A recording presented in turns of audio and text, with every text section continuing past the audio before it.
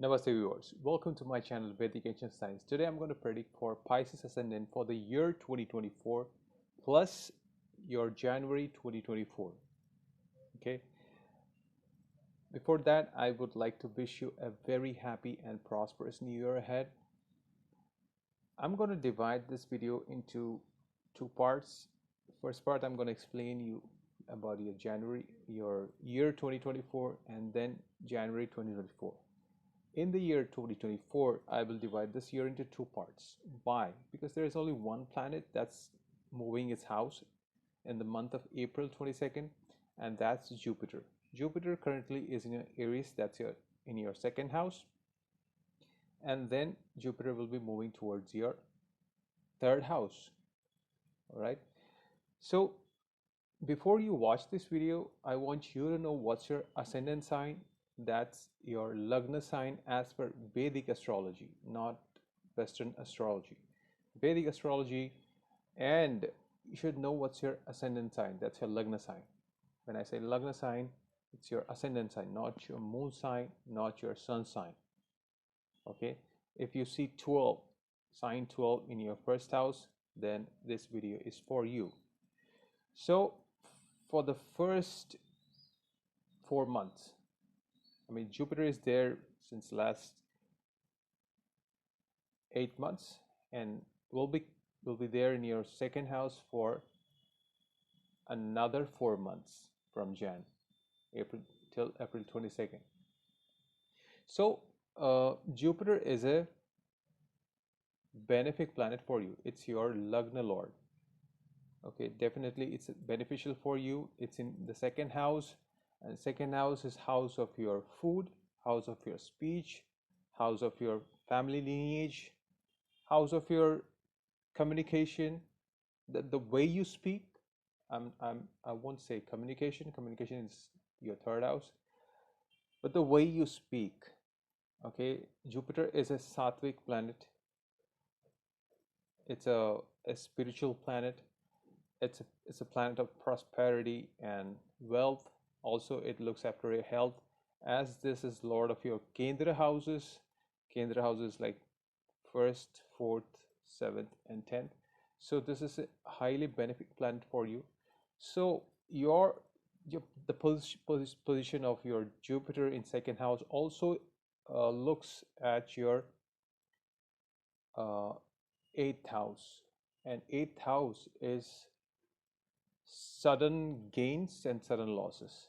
But as Jupiter is a benefic planet, and it's giving its aspect to your 8th house, so definitely till April 22nd you can expect sudden benefits out of inheritance from your family, money out of nowhere. I mean, you must have invested in somewhere, and then you will be getting benefited with this. You didn't expect that kind of money. I didn't expect, but where this has come from. Oh yeah, I remember that kind of money. Okay, or maybe you will, if you're into stock market, that kind of money, speculative money. This Jupiter can help you gain money out of this. On the other hand, I'll talk a little bit about Saturn, because these four planets, Jupiter, Saturn, Rahu, Ketu, these planets are destiny makers. They decide the events in your chart, but it totally depends upon your natal chart, what transit is going on your natal chart, what all planets are there in your second house, what all planets are there in your 12th house, where Jupiter, Saturn, Rahu, and Ketu are transiting. You must check your natal chart first, and then you will understand the transit part. Okay, this transit is not, it's not a generic.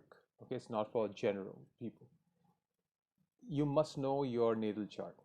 Okay, most of the things regarding your second house, your 12th house, where Saturn is posited, will happen for sure, because these houses are active. Okay, especially your second house is active, your 6th house is active.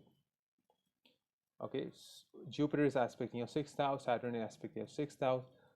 Jupiter is sitting in your second house, Saturn is aspecting your second house. So your second house and your sixth house, these two houses are active. And also you need to check your natal chart where the lords of your second house and sixth house are posited. Regarding those houses, events will happen. Okay, for sure, second house related things will happen for sure. Sixth house related things will happen. Sixth house is house of diseases, house of conflicts, house of uh, finding errors, accounting, your pets, litigations. So sixth house is active. Okay, but it has got aspect of Jupiter, it's a benefic planet, and Saturn. Saturn is lord of 12th house, so be careful of Saturn. Saturn in the 12th house. 12th house is house of hidden enemies. Okay, so Saturn is a malefic planet, and it will give you trouble, physical trouble, mental trouble. But what it'll do is it'll try to give you materialistic benefits. In this house, what will happen is Saturn will restrict you from spending money, restrict you from donating things to people. It'll restrict you from giving away your materialistic things. Okay, because 12th house is house of losses, expenditures, and Saturn is restriction. So it'll restrict your expenditures, your expenses. As second house is active, the best thing what you can do is you can invest money for long term, because Saturn is a slow moving planet. It moves very slow as compared to other planets. Each house it stays for 2.5 years. So when Saturn is in 12th house and it's aspecting your second house, which means Saturn is telling you, look dude, you gotta invest money for long term. And that's how he restricts you from spending money unnecessarily. Okay, this is the best. If you're a materialistic person, then this Saturn is good for you. Okay, but otherwise, mentally and physically, it will trouble you, because malefic planets are supposed to do that. Also, it depends upon what karmas you did in your past, because Saturn is wherever it sits is does its karma. Okay, it unlocks your past karmas. It gives you results, in short. Okay, so Saturn in the 12th house will give you results of your 12th house karmas, which you did in the past. When I say past, it could be a past life also. Basically, it's about past life, because when you are born with this configuration, you need to check a natal chart. When you're born with the natal configuration, which means karmas of your past life, you're born here, and you will face all these things in this life.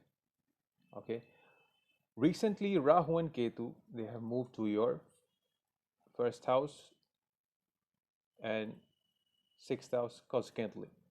So Rahu in the first house will trouble you. Rahu is venom, Rahu is addiction, Rahu is chaos, Rahu is the desires, uncontrolled desires, limitless desires. So whichever, if bigger planets are moving in your first house, or they have moved in your first house, it will give you lifetime lesson. It will teach you lifetime lessons.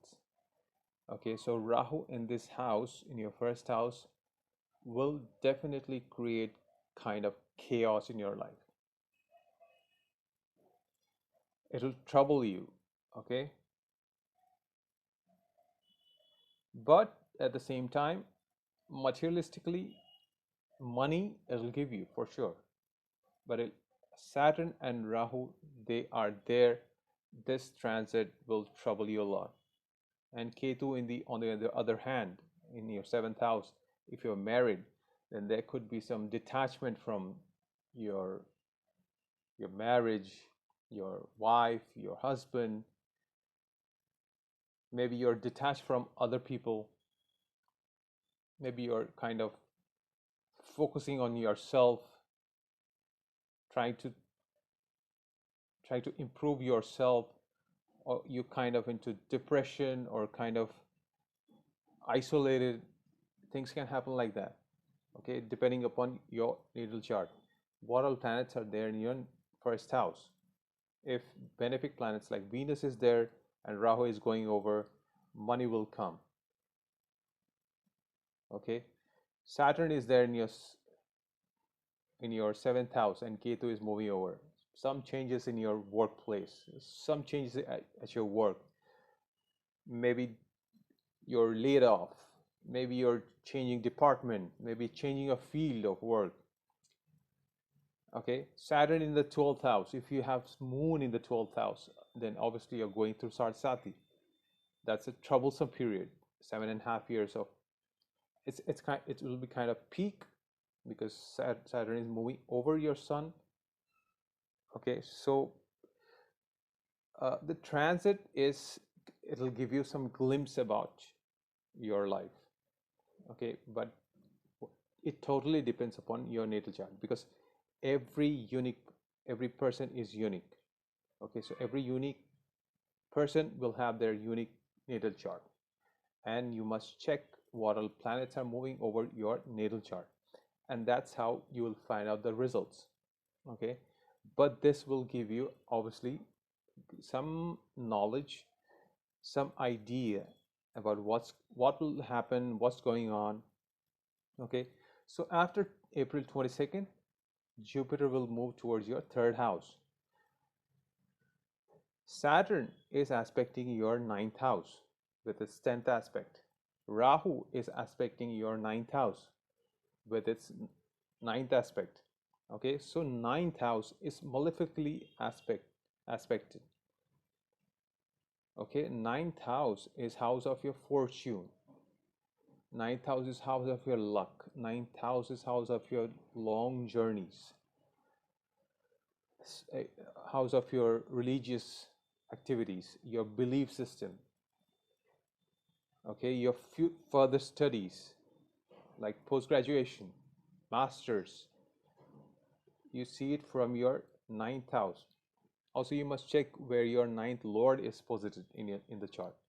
So these two planets, Rahu and Saturn, they are aspecting your ninth house. But after April 22nd, if you're going through some kind of trouble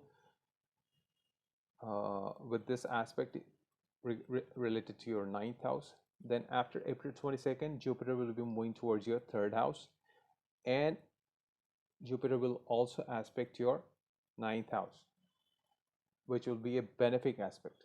So whatever troubles you were going through, ninth house, if you see the bodily parts, it's about your lower back, your hips.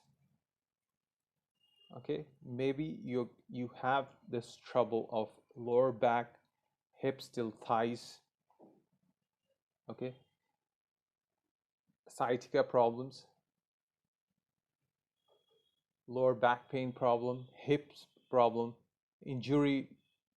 You did some workout and you got injured, or maybe you walked a lot and you got injured. These things can happen, but then after April 22nd, the aspect of Jupiter will give you relief. Okay, and Jupiter is coming to your Kama Trikon houses. Okay, it's a Kama Trikon. Okay, 3, 7, 11. To fulfill your desires, because 11th house is of desires. Third house is house of efforts, house of obstacles. So Jupiter will give you courage to deal with the obstacles. It'll try to fulfill your desires after April 22nd. Okay, Jupiter will also aspect your seventh house. So seventh house, Ketu is there. So there will be some spiritual relationship, spiritual understanding with other people, some connection with spiritualism will happen after April 22nd. So before that, just just focus on making money if you're a materialistic person, and try to keep your mind calm, because Rahu will try to pull you towards addiction, alcoholism, uh, drug addiction. It'll create chaos in your mind. So keep your mind healthy. That's important. Your moon, check your moon in your natal chart. If it's not afflicted, if it's in a good position, then you are blessed. Okay. If it's in problem, debilitated or afflicted by Rahu, Ketu, Saturn, then you must approach psychiatrists. You must get medical help.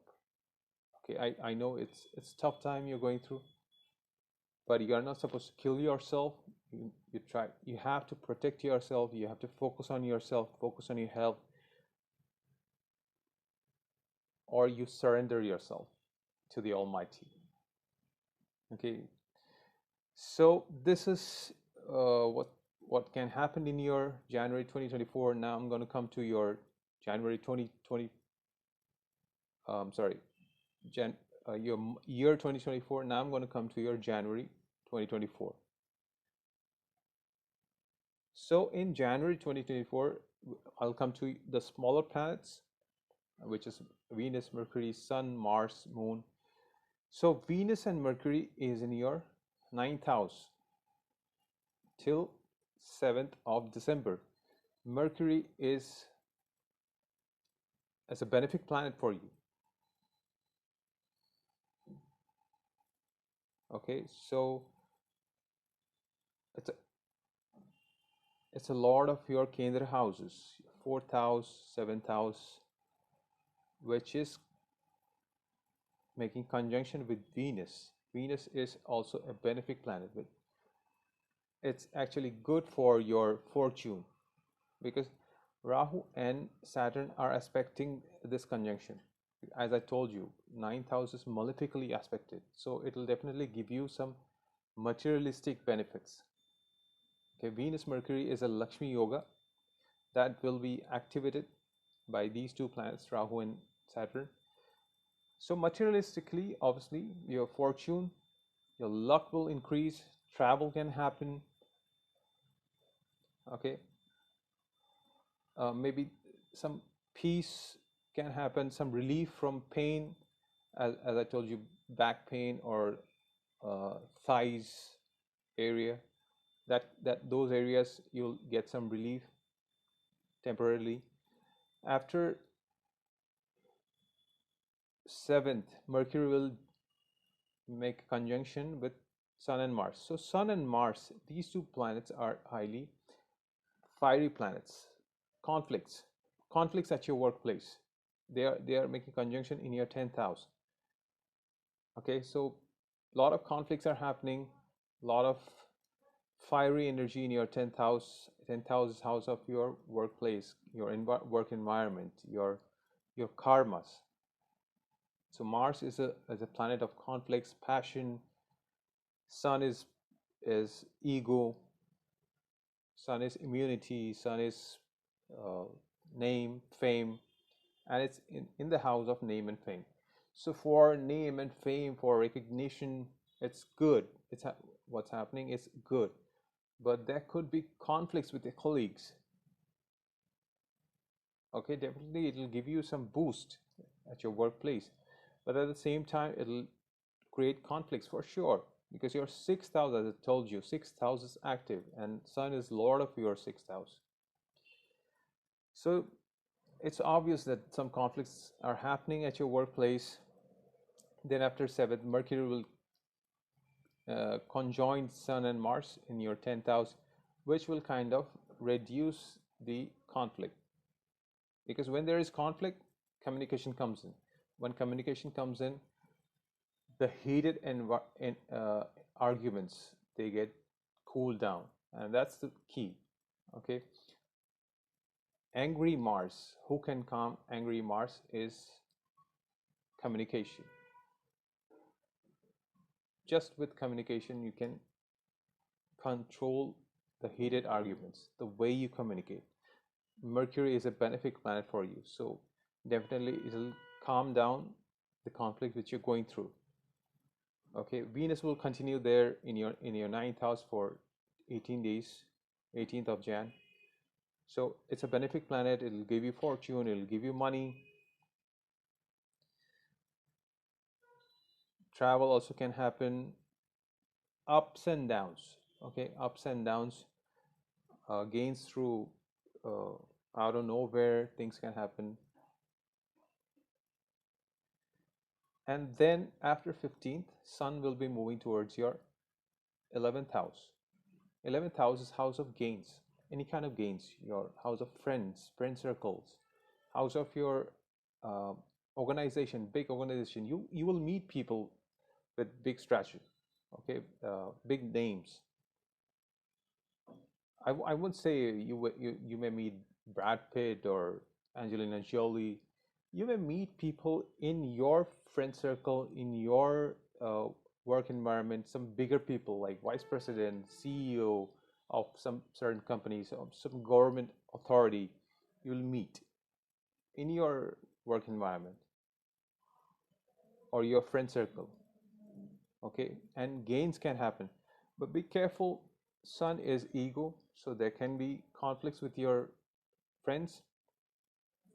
Then after 18th, Venus will move towards your 10th house, making conjunction with Mars and Mercury. Okay, another two big Lakshmi Yogas are happening here. Venus Mercury, Venus Mars at your workplace, in your work environment. So definitely it's a good thing.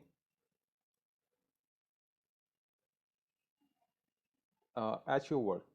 Okay, now I'm going to give you some important dates here.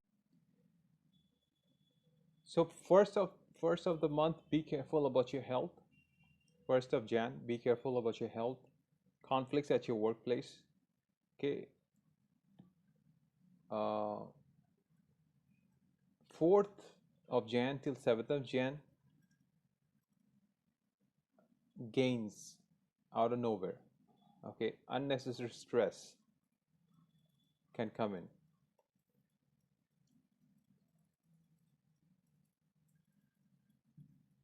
13th of Jan till 15th of Jan, be careful with your enemies, your hidden enemies. Be careful about your health. Isolation can happen here. Depression can happen here between 13th till 15th. Some unknown fear will bother you. Something will bother you. Okay? That's kind of depressing.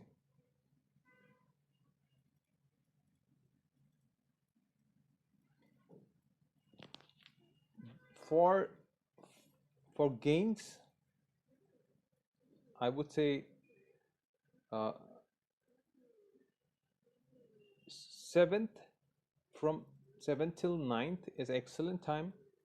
Okay, for love affairs, for travel.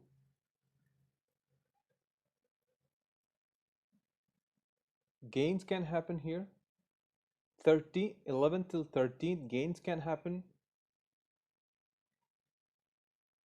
And from 17th till 20th, gains can happen, and you must enjoy these days.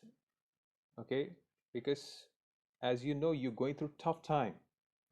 It's not easy. When you get good days, forget about the fear. Just enjoy your time. Do whatever you want to make yourself happy. Okay, these days are excellent days. I will give you some more days for good time. I mean, at your workplace, if a lot of conflicts are happening, a lot of good things also can happen, but excellent days would be from 9th of Jan till 11th of Jan. Excellent days. But as you may travel, okay, in January, as Venus in your ninth house. Travel can happen, short short trip travel, that can happen. But if you're still working, then 9th till 11th is excellent time. The conflict will reduce. If you're keen to know why this conflict is happening, when it'll stop, then you may expect this from 9th till 11th. From 15th till 17th, also these days can bother you. These days can bother you. It may attract you towards addictions. If you are not an addict, there are great chances that you may get into some kind of addiction. So be careful. If you do not want to, then you have to control your mind, your moon. Okay, distract yourself. Go to spiritualism. That will help you. Okay, good time to spend uh, in your house with your family, with your loved ones. I would say between 22nd till 24th of the month. Good time to spend with your spouse. Try to communicate with your spouse. Ketu is trying to restrict this. Ketu is trying to detach you from your spouse. 29 till 31st is good time. But again, you you may get into spiritualism, or you may suffer with isolation. Okay, so this is all about it for Pisces ascendant for the year 2024, as well as your January 2024. I hope you have liked this video and you're liking my videos. If you're liking my videos, then please do subscribe to my channel and share my videos with your loved ones, your friends, your family. All right, so thank you very much for watching. Namaste.